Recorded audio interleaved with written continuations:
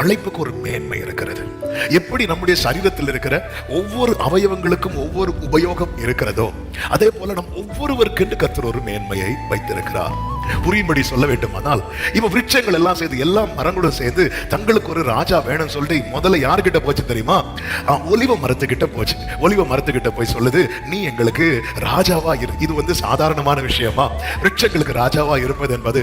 உடனே ஒலிவ மரம் சொல்லிச்சுதான், தேவர்களும் மனுஷரும் புகழுங்கிற என்னில் உள்ள என் கொழுமையை நான் விட்டு விட்டு. மரங்களை அரசாளுகிறது அது சாதாரண பொசிஷனா? அது மேன்மை தாங்க. ஆனா தேவர்களும் மனுஷர்களும் புகழுகிற ஒரு கொழுமையை கர்த்தர் எனக்கு கொடுத்திருக்கிறார். அதை விட நான் வேற எதையுமே மேன்மையா பார்க்கல. அப்படியே இதெல்லாம் எங்க போகுது அப்படின்னா, அத்திமரத்துக்கு கிட்ட போகுது. நீ எங்களுக்கு ராஜாவா இரு என்று அத்திமரம் சொல்லுது.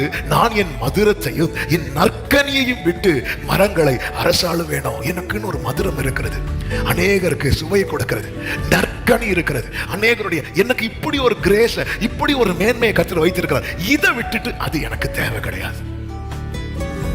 அப்படியே எல்லாம் சேர்ந்து எங்க போகுது அப்படின்னா, திராட்சை செடி கிட்ட போகுது. திராட்சை செடி சொல்லுது, தேவர்களையும் மனுஷரையும் மகிழ பண்ணும் என் ரசத்தை நான் விட்டு விட்டு மரங்களை அரசாள போவேனோ அப்படி சொல்லுது.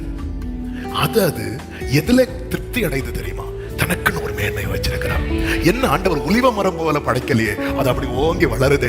ஆனா என்ன அப்படின்னா, திராட்சை செடி அல்லவா, ஓங்கி யாராவது என் மேல விழுந்தா நான் ஒடிஞ்சிருவேனே அப்படி சொல்லி அது புலம்பாம எனக்குன்னு ஒரு ரசத்தை வச்சிருக்கிறார். அத்திமரம் சொல்லுது, எனக்குன்னு ஒரு மதுரத்தை வைத்திருக்கிறார். ஒலிவ மரம் சொல்லுது, எனக்குன்னு ஒரு கொழுமையை கர்த்தர் வைத்திருக்கிறார். என கேட்கிற அன்பு சகோதர சகோதரி, உங்களுக்குன்னு ஒரு கொழுமையை, உங்களுக்குன்னு ஒரு மதுரத்தை, உங்களுக்குன்னு ஒரு ரசத்தை நம்புறவங்க மட்டும் சத்தமாவே சொல்லுங்க, என்னை கர்த்தர் சும்மா படைக்கவில்லை, என்னை கர்த்தர் விருதாவாய் படைக்கவில்லை. நானும் கர்த்தாவே உம்மை நம்பியுள்ளேன்.